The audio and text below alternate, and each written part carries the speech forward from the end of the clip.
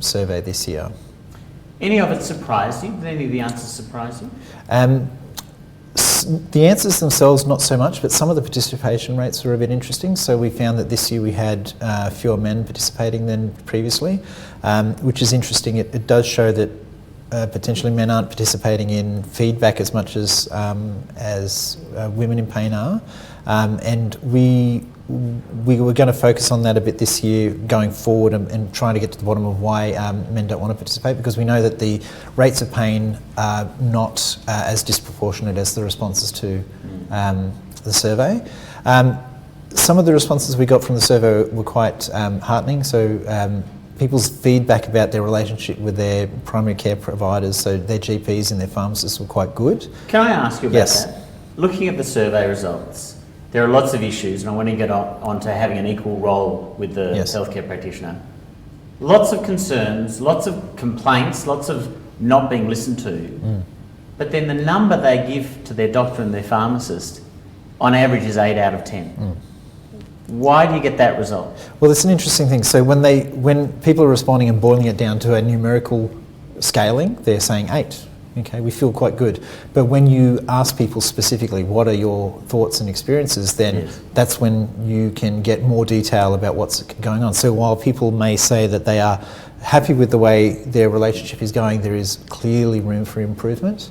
And people have given specific responses around that. And I think one of the clearest pieces of feedback that we're getting is that people want to feel that when they talk about their pain, that it's taken seriously, that it is taken at face value, that it's not questioned about, well, how serious is this really? Like you say your pain is an 8, but maybe it's only a 5, and we should treat it like it's a 5, when that's not how you have equal partnership in care of any condition, especially something like pain. You cannot tell somebody what their pain experience is.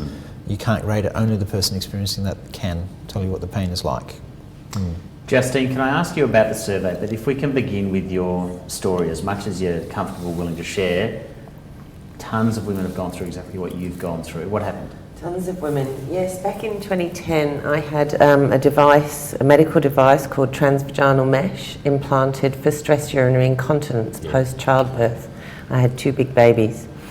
And slowly my health deteriorated to a point where I was having recurrent infections, in chronic pain.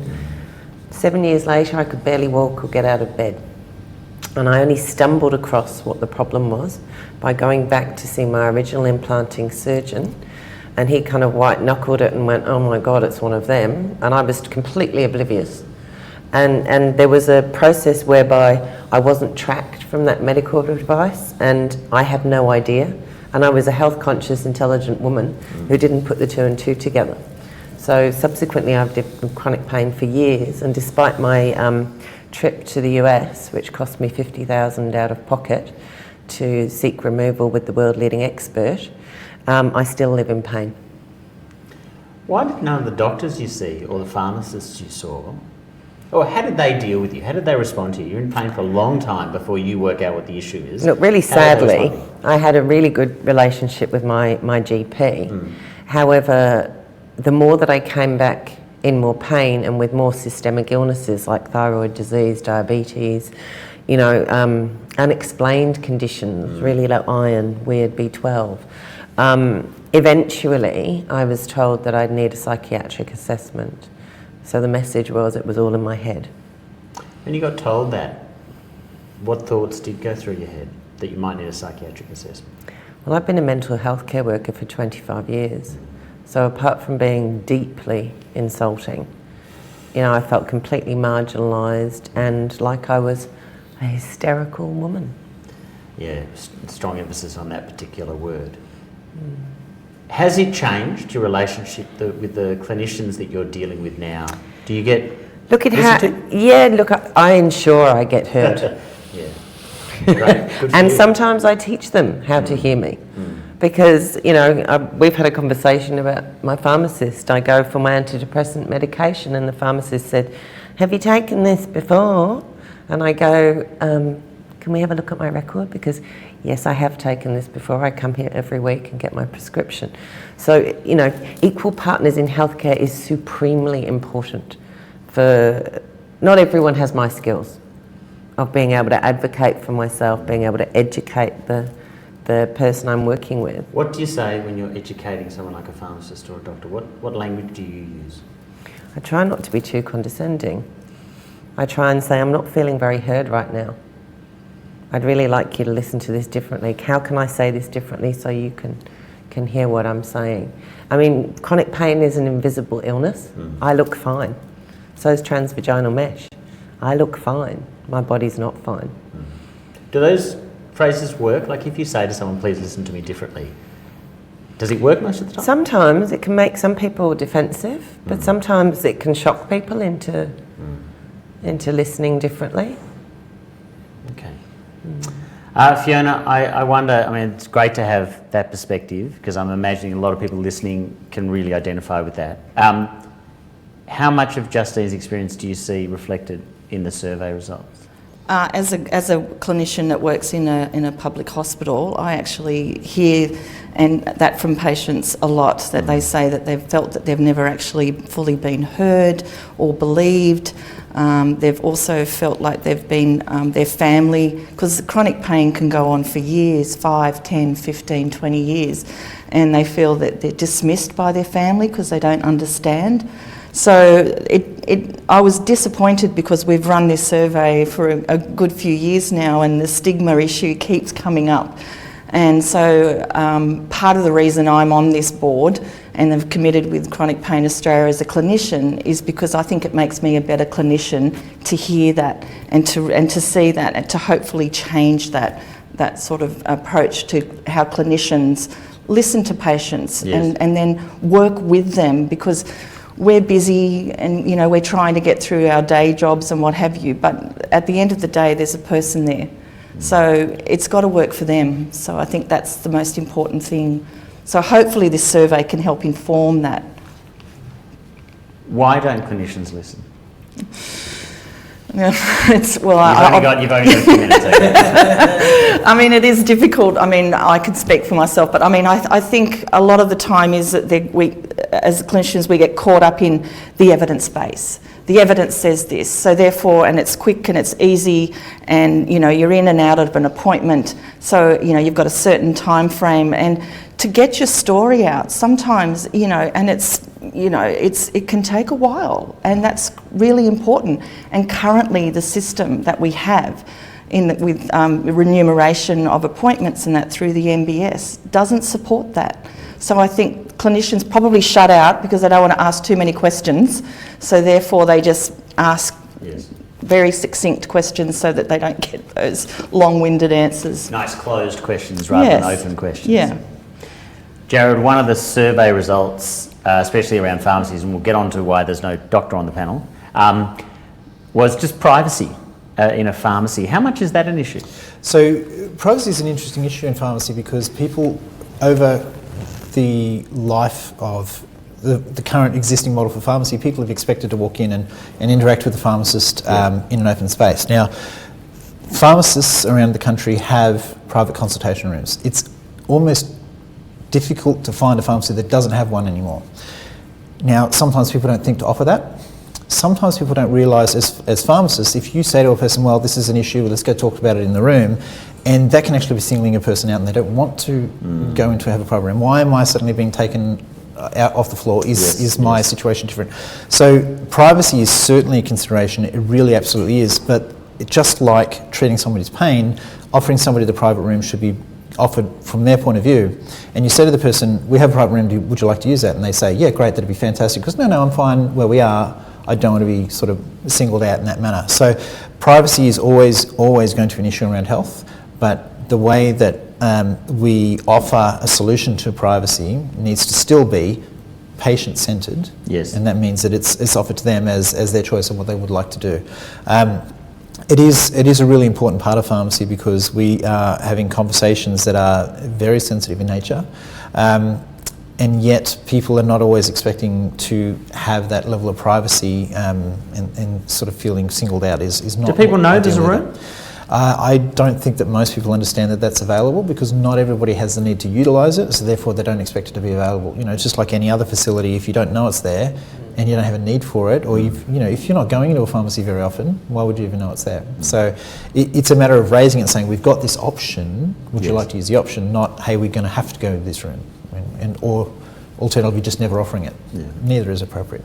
But it's reaching out and saying, would you be more comfortable, which is patient-centred care? Absolutely. And using the right language to make people feel comfortable enough to say yes or no. Yes. And it goes to what you said about looking at the history, and if you've got a history of, there might be these long history of taking these drugs might indicate pain management, might prompt a clinician, the pharmacist, to say, hey, by the way, just over there is a room. Even down to that question, like, have you had this medication before? And a simple act of looking at the history to say, well, clearly I don't need to ask that question.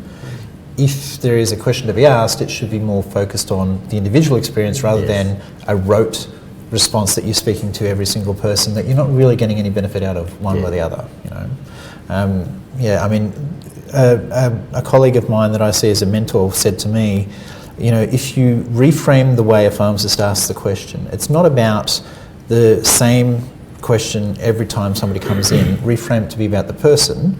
How am I going to help you today?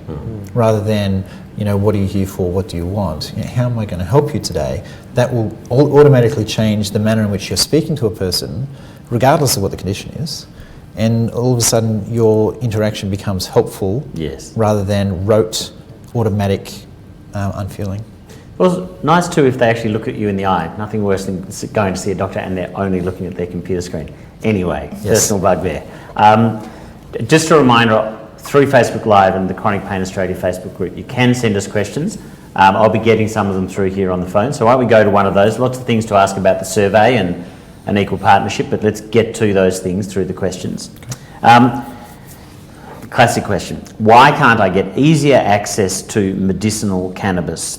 I want to try it to manage my pain, but I just keep getting told no, no, no. And there's a couple of exclamation marks at the end. Jared, we'll start with you. Okay, so if we had a simple solution to that question, I would implement it overnight.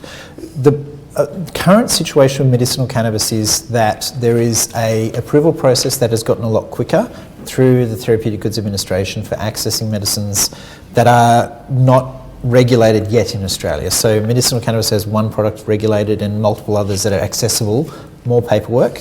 Okay. The process for a doctor to access those medicines can involve significant amounts of paperwork. That time that they put into that paperwork isn't remunerated through the medical benefits scheme. So that is an issue, and that is something that does need to be addressed. There also is the issue that if you have a clinician who thinks that is not going to be effective at all, regardless of what the evidence says, then that's a barrier immediately. So addressing the perceptions that clinicians have around any treatment option, but specifically around medicinal cannabis, is important. Yes. There is evidence for its use. Can I press pause on the evidence issue? I just want to ask you, Fiona, if the doctor says no, just not interested, what do I do? That's the issue, isn't it? People are getting told, I'll get on to why evidence is an issue or isn't an issue, but what do you do? Like when they just dismiss that as an option? Well, the issue is that, like anything with chronic pain, if you're not happy with the doctor and that you need to seek out and find another doctor, which isn't that easy, I understand that as well. But that would be my advice, is that, perhaps, try another doctor who... Do you ask that doctor? Who do you ask for another doctor? Well, this is the problem, that there isn't actually a pool of resources there. There is no list that will actually say that there is someone who's specialised in this area at the moment, although there are some clinics which are located around Australia, I believe, which do have more people who are well versed in this, but there is a fee for service for that, and it is quite cost prohibitive to most people. A lot of people... That's what I'm imagining. A lot of if I say ring Chronic Pain Australia, or if I ask someone, I might get a name of a clinic. But that's not a fully public funded option, is it? No, and it is, as I said, there is quite a lot of out-of-pocket expenses at the moment, which is one of the other barriers that we're talking around. and also the ongoing supply of the medicinal cannabis presently is again very cost prohibitive for people. So it is out of, even if people could find it helpful, Yes. It's just not an option for them at the moment. But yeah, there's no clear-cut answer. We're still in early days yet at the moment, and that's one of the things we would like to work with the government really around is finding out who is where and where can people go and getting upskilling and educating health professionals around that, so that people aren't just getting no, so that they're supported through that. Justine, just, I don't know, words of consolation perhaps, like what if the doctor says no, how do I approach that conversation? Well, what Fiona said, Yeah. you know, you find another doctor, Yes. but I have another avenue. I mean, I have a community of people in pain and community of, you know, Mesh Injured Australia. So we have a group of people. So I can put a Facebook post out to a group and say, who knows a doctor who in this area and who supplies who, and so the consumer thing is you know, a great wealth. So, and Facebook group, right? Absolutely. I mean, there's groups within groups. If someone's going through what you're going through, if you've got that digital community, maybe that can help. Let's do, evidence. So that'll get thrown back at people a lot. Sure. Well, so evidence around the use of medicinal cannabis is not non-existent. Sometimes people say, well, there's no evidence. Now, any clinician who is claiming that there's no evidence is actually not operating under the evidence. Like, you can't say that you are operating with an evidence-based practice if you think that there is no evidence for medicinal cannabis. There is. Now, certainly there's some positive, there's some negative, but if you are a clinician in any situation where you're saying, no, I will not use this modality for any reason, that's not evidence-based medicine. If you are assessing the evidence, you would have to be able to look at that evidence and say, is this individual appropriate for it or not? You couldn't just immediately say no, you would have to say, I need to assess how this is going to work for you. That being said, when you've got a medication that has significant stigma around it, even getting the research around it is difficult. Up until recently, it's been prohibited in most countries to even do the research on it, let alone to utilise it. So that is opening up definitely, and we are seeing more and more research being carried out, including within the Australian perspective. So that's really, really good. And that's one of the things that Chronic Pain Australia's position statement in this area is based around, is we want clarity. You know, if it really isn't going to be effective, we'll show that. But reality is that it will be effective for some people in reducing pain, reducing overall medication use. If that's a benefit to them, then great. But we just want more clarity around that, and we don't want people saying, no, there's no evidence, because it's difficult to stand by that statement these days. Thank you. Hopefully we can all remember bits of that when we're having that conversation. Justine, this is a question directly for you from someone who's watching. I have a question for Justine. I have had a long and stressful pain journey. I have had multiple surgeries, and not only am I physically ruined by them, but I'm also mentally traumatised by my pain and interactions with the health system. How do you recommend people look after their mental health when it comes to pain, particularly if they are dealing with trauma? That's a very good question. I mean, I was diagnosed with medical PTSD from being consistently denied being in pain and having the experience that I did. Mental health is a huge problem. Mental health affects pain. Pain affects mental health. It's a cycle. So there are a lot of things that can be done. I think, you know, allied health mixed with your GP, your pharmacist, this equal partners in healthcare, I think is supremely important. Yes. Because what we do is when we disengage from medical treatment due to stigma, pain, you know, mental health, we end up very isolated. And that's not a good place to be, you know. The good old expression, don't leave me in here on my own, it's not safe. You know, so it's all about self-care. Yes. It's all about really looking after yourself. I meditate, I see a pelvic physio for pain management, I have a great pharmacist, I have a great GP. You know, it's a multidisciplinary, it's a team. Having a team on my side when I have a pain flare and then having to go in and manage, okay, what's caused this, what am I doing differently, what do I need to add to this program of keeping me well and sane is really important. And somebody to talk to. Being listened to. Being heard. Being listened to came through a lot in the survey, but can I ask you maybe, Fiona, there's a lot in the survey there as well about allied health. Maybe people feeling, I guess people, if I can summarise it, people feeling that they're not really being told to go and look at anyone else. So one of the responses to the GPs, refer me to others like physio, mental health, pain management. Don't just chuck pills at me. Listen to me when I say I don't want them. How do we encourage that? How do you encourage the person you're seeing, be they doctor or pharmacist, to go, hey, have you thought about this great X that I've heard about around the corner? How do we encourage that? I think that's what we were talking around. Is this the right forum to talk around our Chronic Pain Australia Allied Health initiative? Chronic Pain Australia, with what's come out of the survey, is that we feel that we would like to support allied health professionals by embedding the lived experience of people in pain within the undergraduate and post-education post courses. And that would include also not just allied health but also GP. So getting them to understand what it is that the patient is needing and would like for themselves.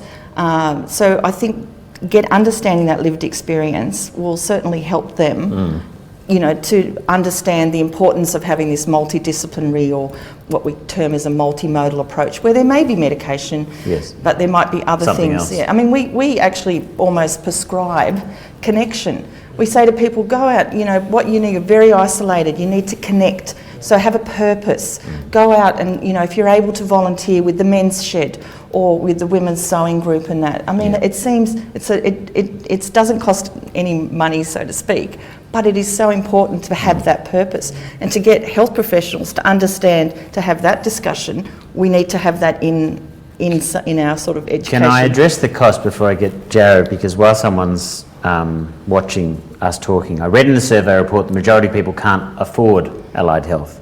I'd love to use an allied health person, but there's no way I can afford it. I don't want to take medication for the rest of my life. What can be done to make it more affordable? So I guess free things like Men's Shed are one option.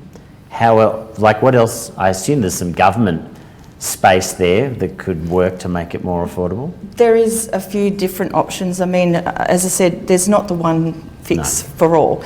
There is some free online resources which are available, and I think on our Chronic Pain Australia website we have links to those, and they can be online psychology, CBT-based self-management programs which are free, and there's also other self-management, and the ACI Pain Management website has free resources. But not everyone has access to the internet. And also, literacy, health literacy is really important, and it's really difficult. So aside from that, I think the other thing that the government has made in a recommendation, and I have to, is the National Action Plan for Pain. The government has launched that last month. And in that, they're making recommendations around supporting MBS item numbers for allied health, up to 10, and then 10, which could also be a program, which would definitely support people in the community and in primary care, which is fabulous, but we need to have all of the states and territories on board. They all have to agree to fund it. Isn't it? Yeah. But the other issue is that there is still out-of-pocket expenses. And I think in the recent Deloitte's Cost of Pain report this year, 2019, it actually said that there was $10.7 billion in out-of-pocket expenses related to pain for people. So, and the other issue is rural and remote. Yes. I live in a country town. I work in the Hunter region, so it's the size of Hunter, New England. It's the size of England. So geographically, there may be one GP for 500 kilometres and no allied health. Yes. So there is lots of things which we need to do, and is that where the government could support perhaps telehealth options, linking people with health professionals such as psychologists or physios and telehealth. Yes. Jared, anything to say about allied health, especially when it comes to, both getting linked to it but keeping the cost down? Yeah, so there certainly does need to be improved funding, and that funding needs to be introduced in a way that is sustainable. We don't want to see the government invest in allied health in a way that suddenly blows out the budget and then nobody gets funded for anything. Like, that's not reasonable for anybody.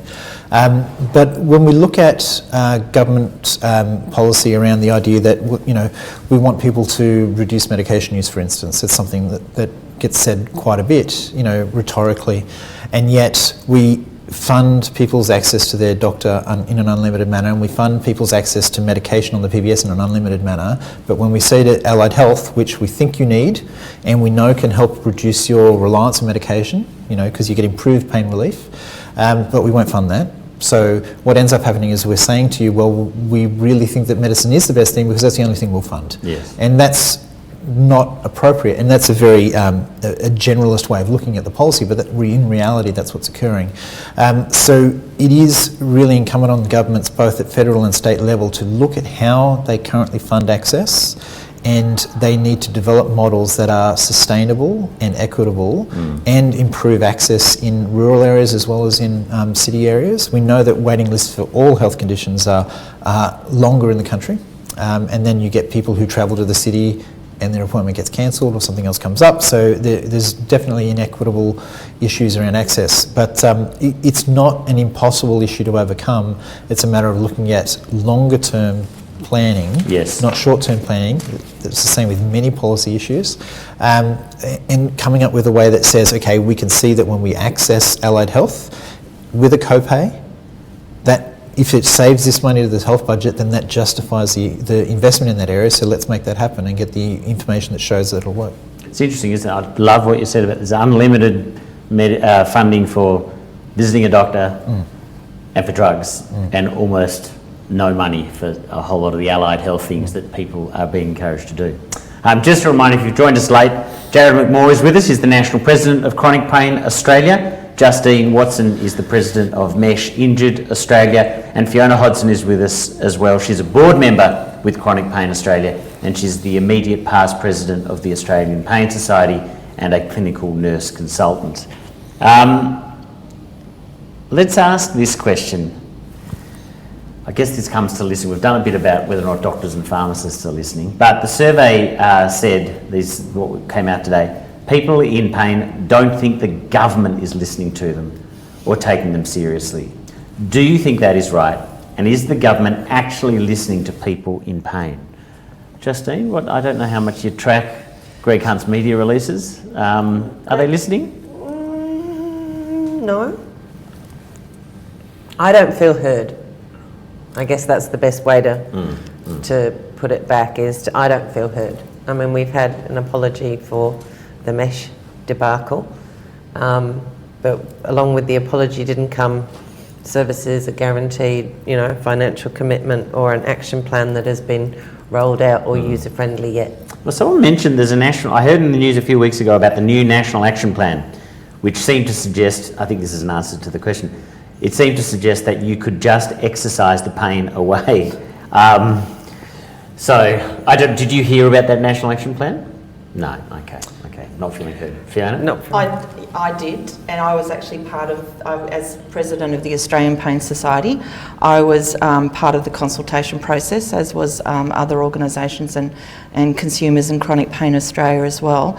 So I suppose to answer your first question there, is the government listening? I think this government, and Greg Hunt particularly, has been very responsive in some respects to aspects of chronic pain, and by certainly delivering the National Action Plan as certainly a positive move, making recommendations around the MBS. But as far as hearing consumer-specific issues, I think maybe there could be improvement there.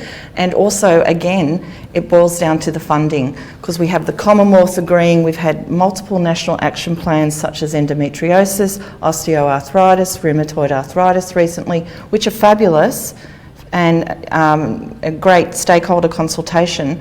But none of them have actually come to fruition with funding as such. There's been limited, the government has 6.8 million or something. I think they have committed some funds, so I can't say none.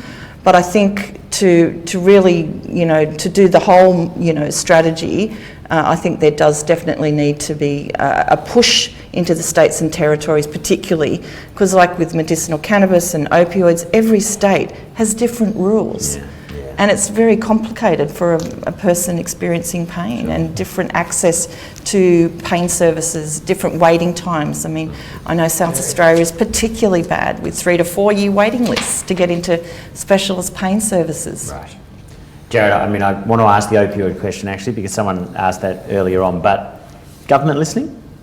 So I would say that the government is aware that people have things to say, but I don't necessarily know that they're listening to the full issues, that they are taking specific issues into account, and perhaps the solutions that they're offering aren't necessarily going to fix the problems in the long term. You know, they're trying to deal with some issues piecemeal, and for some conditions that means that we're going to get better funding for them, and that's a good outcome. We certainly wouldn't want to reduce funding for one area just because it didn't affect everybody, but there are certainly issues around access to equitable funding of pain for all conditions that is not there. And with regards to the issue around exercise for pain, there are absolutely conditions where exercise will benefit them. There is no doubt. But if anybody says that exercise is applicable in all areas of pain, they're kidding themselves. And if for some people, that will make things worse, not better. So every individual needs to have access to the spectrum of care that will affect their particular pain. And if that means that they see their doctor and they get medication, they see a dietitian, they see a psychologist and they have exercise and that works for them, then great. But if you say to them, sorry, we're going to take away your medication, go and do some exercise, that is not appropriate for any person. And you wouldn't say to somebody, we're going to take away your exercise and give you medication. Neither of those is the right outcome. And if it's not patient focused, if it's not individually focused on the person, then it's not the right outcome, it's not the right process. One of the questions there earlier on, and a reminder, you can keep sending your questions through the Chronic Pain Australia Facebook page, which is what you're watching this live event on. What we often hear reported in the media is that Australia is in the grips of an opioid epidemic just like the US. Does the panel think Australia is in the midst of an opioid epidemic? Who wants to tackle that first? I'm happy to answer. Yeah, go for it, Jared. So the first thing is that nobody does anything like America does.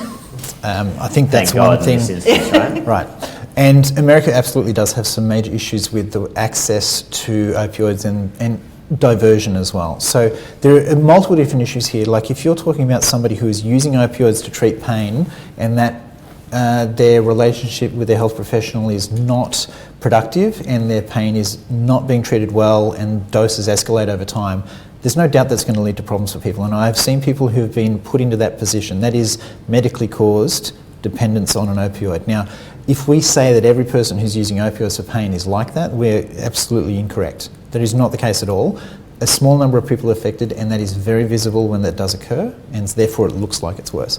But America has a huge issue with diversion of opioids as well. That is, accessing them through the medical system to be used for recreational purposes or for people who have addiction. For addiction, yeah. Right, and addiction in its own right is certainly a medical condition that needs to be appropriately treated as well. But that's where, like, comparing Australia to America is wrong, and it is very much a way of trying to divert people's attention away from people in pain, yes, and people who have addiction problems and people who have both. There are absolutely people who have pain and people who have addiction, and somebody who has an addiction issue with an opioid doesn't mean that they're not entitled to treat their pain effectively. It's sort of treated like that at the moment. Well, oh, you've got an addiction, we can't treat you anymore, and that's not appropriate either. You know, and you look at real-time prescription monitoring services that are being introduced in Australia as a way of reducing harm. That is a great thing, but if somebody goes to their doctor or goes to their pharmacy and they access that monitoring system and they say, well, I can't help you now because you're in the system, that is not the outcome we want to see. We want people assisted with pain if that's what the issue is. Yes. And we want people who may have developed dependence to be assisted in that area as well. And it's important to remember that the number of people who are developing a dependence or an addiction to opioids from treating pain is far smaller than what the perception is. You know, everybody thinks that this is a major issue in Australia. It is a major issue for any individual who becomes addicted. That is no doubt about that. But the impact in Australia is nothing like what it is in America. We don't want to see what's going on in America happening here, but we also do not want people losing access to effective treatment that's been safe for them based on policy decisions. It should be individual. And if it's not, then it's the wrong process. I want to get to, in a way, there is no official doctor body here. We've all got great relationships with some of the personal doctors in our lives, or at least I hope a lot of us do. So as a way of getting to There's no doctor on the panel. Maybe we'll go with this question. I work with people in pain, and I am constantly staggered by what they tell me about their poor interactions with their healthcare professional. I can't believe in 2019 we still need to teach them how to have empathy and be nice to patients. What needs to be done to teach our medical colleagues to treat people in pain better? Who wants to tackle that one first? Justine, do you want to say there? Well, it's greater awareness, isn't it? Education is what brings people together. It stops people from feeling separate, you know? And so the more we talk about pain, the more we talk about how to manage it, the more we collaborate to improve somebody's well-being. Yes. That's the key. And I relate, it is a shame. And you know, something I was said the other day, I was talking to a group of health professionals, and they said, how do you teach a doctor empathy? And, you know, I smiled, and something that just came to the top of my head is Brené Brown is the flavour of the moment. And I said to them, go home and watch her Empathy versus Sympathy YouTube. It's had over 1 million hits. It's brilliant. Right. I said, but the key here is for you to decide whether you're a sympathiser or an empathiser first. You know, and that's what it's like. Empathy is walking a mile in someone's shoes. It's for you to get into these shoes and go, my goodness, that woman has been through a most atrocious trauma, been let down by the medical profession, living in chronic pain, her mental health's been shot to pieces. How do you think she's feeling right now? You know, and actually reaching out with warmth, compassion and understanding and really listening. It's back to the listening again. I think again it comes back to that embedding the lived experience of a person that has experienced pain that, as I said, makes me a better clinician. Hearing that, and I think, oh, I did that the other day. Gosh, you know, I was busy and, you know, I thought of that. So I think that's one thing that with Chronic Pain Australia, we were actually gathering people's stories. Yes. And I think that is very powerful because you can relate to it. And I think that is a good way of learning. So again, I think embedding it in undergraduate and postgraduate teaching of health professionals and GPs and medical officers and so forth, I think is imperative. I haven't done a medicine degree or a pharmacy degree. Is there not a bit of that in there already? Do you know that it too... I don't know. Oh, well, you know, I mean, there's... I know from a pain education, they did a study in Canada and a vet gets 7 times more pain management education than a medical doctor does. Right. So empathy and all of that would have to be on top of all of that, but that's just pain management as such. So I don't know, how do you teach someone empathy? I think you've got to understand the stories, you've got to, you know, and I think that could also include, you know, even some, you know, role-playing things and that as well, but I think the stories are powerful, you know, it does. And you remember those stories, you know, I remember people by their stories, and then the next time I'm with someone else. That helps inform my practice. I think it's also important to remember that just like the comparison to America's opioid issues here in Australia, I think the number of doctor-patient interactions that are occurring that are negative are also very small, but the impact they have is huge. Yes. So you could have 100 interactions between a person and their doctor, and, you know, 90 of them could be adequate, you know, 10 of them could be fantastic, but it only takes one negative impact to ruin a relationship, for instance. And that could just be that the practitioner had a bad day. Now, how do you get the attention of the person who isn't terrible, right, but they just had a bad day or they're too busy? How do we get their attention, and how do we give them the flags that they need? How do you change human nature? You know, I mean, doctors are still human, and I have deep respect for the fact that they are dealing with people quite often in the worst days. You know, people who are seeing the doctor are unwell, and, you know, you need to be on the ball and at the top of your game all the time, unfortunately, because if you aren't, then that leads to these kind of interactions. So I think it's important to point out that the negative interactions have a huge impact, but they're certainly not happening with every single interaction that people are having. And getting back to the question earlier, you know, what if your doctor says no about something? I mean, the first person I'd ask is, well, if you're saying no, you tell me who to speak to. And if you get a doctor who is, if they're just not confident, but they have your best interests in mind, they'll say to you, well, let's try and find somebody for you to speak to, or I'll do some more research myself. But I think it's important to remember that doctors are generally speaking, doing their best. And they're doing a lot. We ask our Yeah. GPs especially to do a lot. Absolutely, yes. Another question here. This is, I guess, a specific word that people will be used to, and this comes again, I guess, to the what do you say to the pharmacist or the doctor? Catastrophizing is a word I commonly hear when I describe my pain. It is very frustrating. What are the panel's thoughts on this? I'm assuming that's okay, I hear that. What do I say? I have recently had some conversations about this within the pharmacy industry. So the terminology that people use to communicate with health professionals is jargonistic. So you end up using terminology about people, and then if you are talking to your colleagues in that manner, then you should expect that that language is going to leak into the conversations you have with the person who's in pain.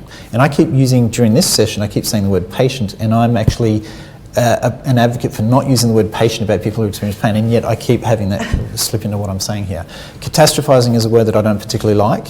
The concept behind that is that somebody's pain, their experience for pain gets worse because there is anxiety around that, and you should feel anxiety about the perception that my pain tomorrow is going to be bad. And that worries me. Why wouldn't it worry you? Now, that can then feed back into the pain they're experiencing. But the term catastrophizing makes it sound like, well, I'm making my pain seem worse than it is. That's why that word is so troubling. And it's not a word that we really should be using. We shouldn't use any word that disempowers people. It's not appropriate. The problem is, though, from a tertiary pain clinic point of view, and we do outcome measurements, it's the pain catastrophising scale. So it's one of the things that we triage people, and it's a determinant of how we manage certain people. I agree with what Jared has mentioned around how it's not a great word, and it sort of conjures up. Isn't it? It's a clinical term. Yeah. It is a clinical term, and we clinicians use lots of clinical terms which aren't terribly conducive to the patient. And that can actually make a huge impact. But it also, sometimes people will, to try and get their story to feel believed, it may come across like they're catastrophising everything because they want to be believed, because they've told their story so many times, they've been to so many people, and they just don't feel like they've been believed or heard. So they could almost be doing that themselves. So, but it is a clinical term that is used in pain, unfortunately or fortunately. Justine, what would you like to be called? It's interesting, Jared talked about the word patient. I know people who are healthcare practitioners who are trying to not use the word patient. What's the word that would work for you? Consumer is the flavour of the month. And does consumer work for you? Well, it does work for me. I mean, labels aren't what interests me. It's human interaction. Sure. Is what interests me. But However, the labels it influence. Sets a tone for sure. But essentially, we are consumers. We go to a doctor. We are paying for the doctor to treat us. So yeah, I like the consumer. So my consumer Justine is coming to see me about her pain management today? I don't know. I use client in my psychotherapy practice. Yeah, okay. And client works for you? Yeah, that works for me. I don't know. Well, I tend to, probably one of those old clinicians I use both. It depends which forum I'm in, but a lot of the time I say patient because I'm in a hospital environment. Yes. But consumer a lot when I'm talking about the consumer experience or I just say the lived experience or patient experience. Yeah. Consumer seems very money in exchange for product. I don't know if we are tending toward empathy. I'm not sure consumer, at least to my ears, I'm not sure if that's, I don't know. Maybe that's just me. Yeah. I don't know how important it is, but Context will change over time as well. Yes. So we may use health consumer now, and it's potential that 10 years from now that we don't like that terminology. So yes. Realistically, the most appropriate terminology to use is the one that people feel comfortable with being applied to them. And for some people, they like the idea of being a patient. Some people prefer consumer, some people prefer client, Yes. and it is very much about, well, if this is bothering you, what do you prefer? It's interesting language again because Dr. Coralie Weiss, who is a past president and founder of Chronic Pain Australia, we surveyed some support, carers and people in pain, and the carers didn't like being called carers because they actually said, well, I'm actually the husband. So it was like, so again, we had to sort of think, well, what would you like to be called? A support person? Because generally it is a family member or what have you. So that had a huge impact on us to say, I'm not just their carer. Yeah. So, yeah. No, words are powerful. Look, I want to get to a few of the broader issues. I'm just interested. I shouldn't laugh. I'm only laughing about these things, by the way, because the only other option is to cry. Because this one really struck me. This was a question part of the survey. What are the most important things pharmacists should know, understand and do when treating someone living with chronic pain? Now, 30% of the people filling in the survey said don't treat individuals like druggies or junkies. I'm just interested in everyone's thoughts. Is that happening to a third of everyone that's being seen by a pharmacist? Is that just the one comment in quite a number of years of pain management? It only takes one comment for that experience to be soured. Now, there is a disconnect. So pharmacists need to ask specific questions, and the role of the pharmacist in supplying medication, for instance, is partially to ensure that what the doctor has selected is appropriate at that time for that individual, for that condition. And that means asking questions. Now, it's more comes down to the manner that the questions are asked more than what the questions are. If somebody's asking a question in a robotic fashion, have you had this before? Do you know what to expect from it? Have you had any side effects? And it's very disengaged and dispassionate, then of course it's going to come across like I'm interrogating you because I think you're doing the wrong thing. Whereas if you are, as a pharmacist, approaching a person and thinking, how am I going to help this person? What do they need to know most? Okay, first of all, you can say, what do you know about this medicine? Do you have any questions to begin with? And that can start the conversation. It immediately puts them in the position of controlling where the conversation goes. But there has been situations where people have been faced with a whole bunch of almost checklist type questions where it's, I'm not interested in the outcome for you, I'm making sure that I've ticked all the boxes. Yeah. And any clinician, no matter what their role is, who operates in that manner, should expect to be seen in a negative light. That's not the way to do the health result. Yeah. Jared, do you think sometimes that, even though it's pharmacists, it may be pharmacy assistants who are sometimes the ones, that are in the pharmacy as well? I think that still comes to the pharmacists as well. So certainly pharmacists employ pharmacy assistants to assist with ensuring that it's almost like a triage system. The pharmacist will spend their time with the person who needs that interaction the best. Now, how the pharmacy assistants in that pharmacy are trained and how they interact with individual people in the pharmacy comes down to the pharmacist anyway. So if the pharmacist is utilising a person who is unskilled or is blunt or just doesn't understand the importance of those interactions, then that's still down to the pharmacist as well. So there is absolutely a role for pharmacy assistants, and how they interact with people is important as well. But I mean, if they're taking a negative attitude towards people, if they have those opinions already, that's not appropriate either. I know, I do want to get on to, we've only got 10 minutes left, if we leave some time to talk about how perhaps we get more cannabis products into the mainstream and also how we affect a bit more change. But a great question has come through. I think everyone would have a contribution on this. I struggle to get my family and friends to understand what it's like for me to live with chronic pain. I think a lot of them think it's like having a bit of a bad back every now and then. I don't know how to make them see what it is like for me. Any advice? Oh, look, in my psychotherapy practice, I've tuned into clients who I've had for years, who I've realised have got chronic pain.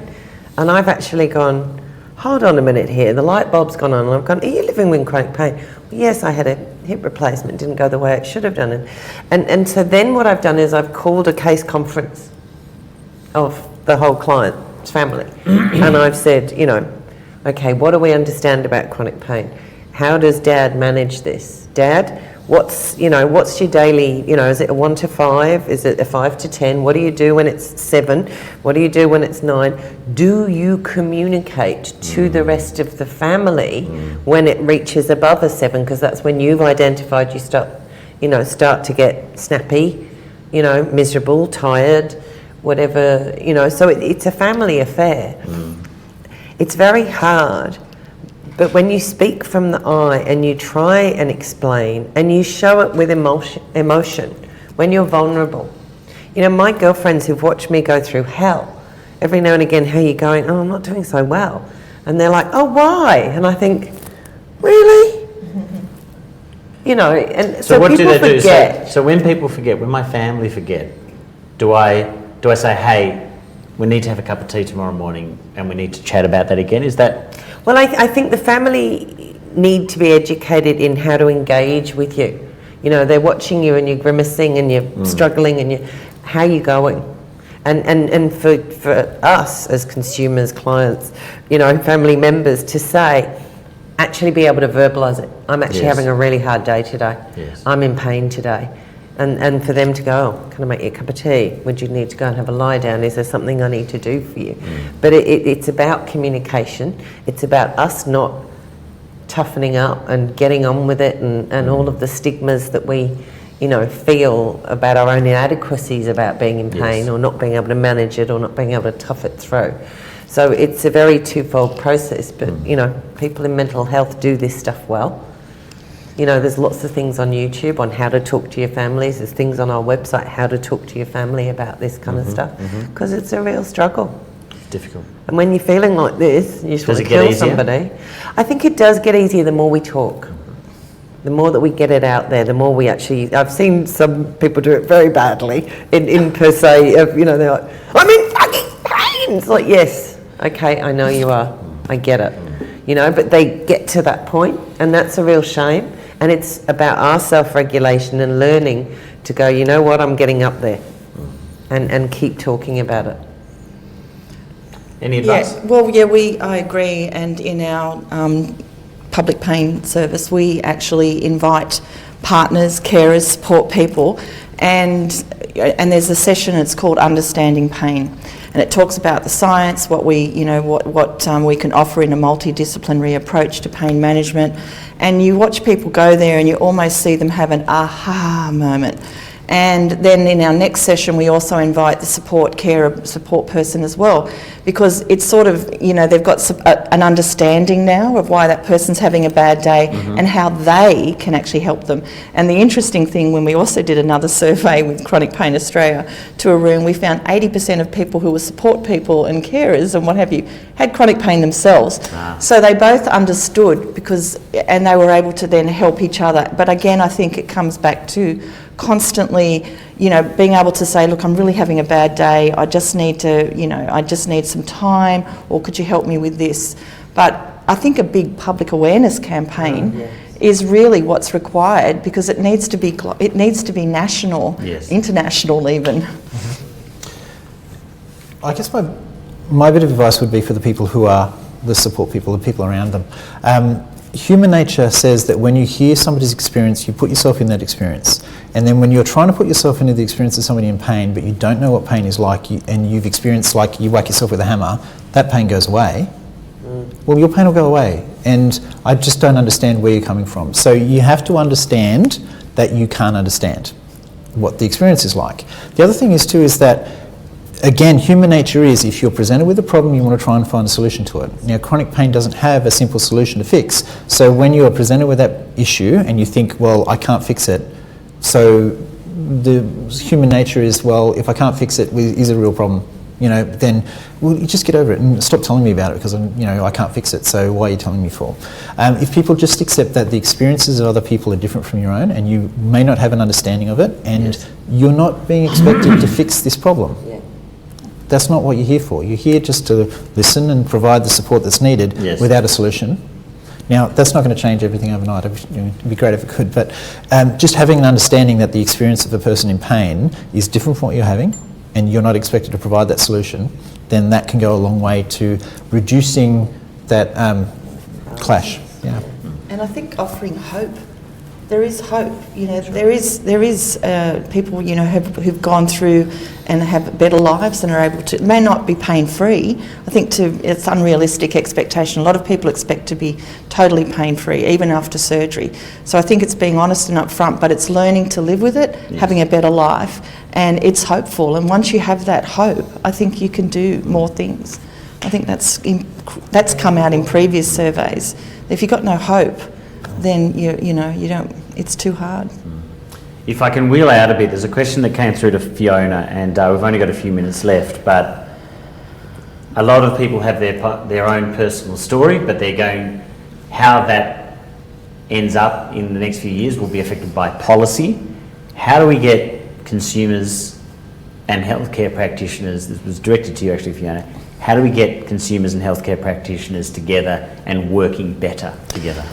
Okay, well, it's just basically been just sort of semi-launched, well, it was launched this morning where Jared mentioned it, that what we would like to do is form a national steering committee, which is bringing in allied health professionals and consumers together so that we can actually work out what, how we can do this better and embed that patient story and the patient experience into health professionals' education. And so I suppose we would be putting a call out through Chronic Pain Australia. We haven't actually worked through the actual processes as such, but I suppose it would be stay tuned, and we'll probably launch something on Facebook for those people who are interested. But we would love it to be national.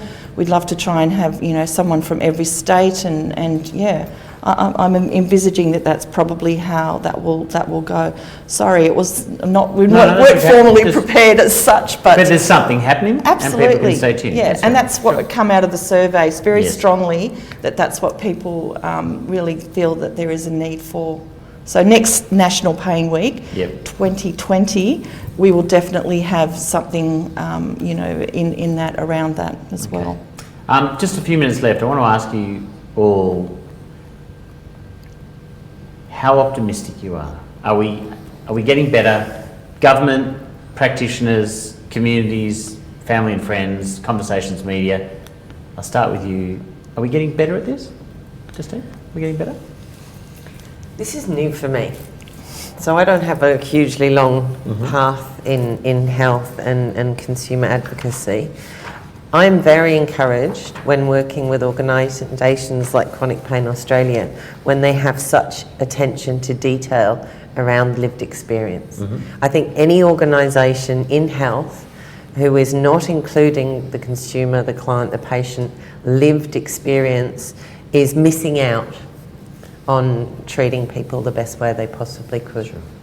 So, I'm very optimistic. No? You don't have Absolutely. to be. No, I am. And you can be optimistic. ambivalent. I'm just curious I'm how you're optimistic. genuinely feeling. Okay. I'm optimistic. Jared?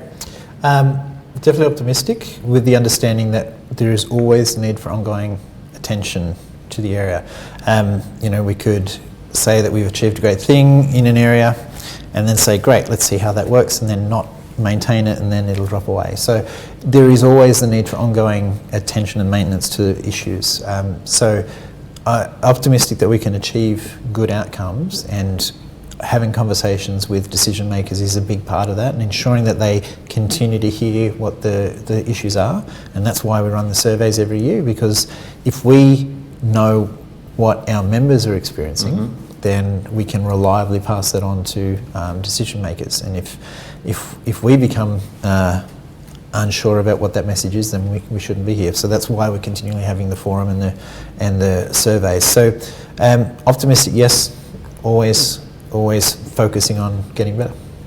Anything to add? I've been in this game quite a while, over 20 years. I am optimistic that things have actually moved in a positive direction. I think there's certainly a lot more room to engage and empower consumers, which is again why I'm committed with Chronic Pain Australia to help inform what is funded and what the needs are, so that it is all about the patient at the end of the day. It's important also because I wear lots of hats. I also wear a clinician hat. So I think it's important from clinicians' point of view and also for consumers. So I'm going to say I'm optimistic. Okay, great. I'm hopeful. Good. A nice note to end on. Look, a reminder of who you've been listening to. Fiona is the immediate past president of the Australian Pain Society. She's on the board with Chronic Pain Australia. She is, as you said, a clinical nurse consultant. Justine Watson here is the president of Mesh Injured Australia, and Jared McMaugh is the national president of Chronic Pain Australia. I've got one more thing to say to you, and I say this at every forum. If any of these issues are coming up for you, Chronic Pain Australia is a great place to get personal solutions. If you want policy solutions and political solutions, they listen when you email. You've got at least 4 people every Australian can email. You've got an upper and lower house federal and state. It's not too hard to find out who your local politician is. Send them an email. Most of them are obliged to reply. Squeaky wheels get oiled. The more they know that these are issues for you, the more they will know that they are wider issues. My name is Raphael Epstein. I'm from the ABC here in Melbourne. Thank you for listening. Keep across the Chronic Pain Australia Facebook page and have a great day.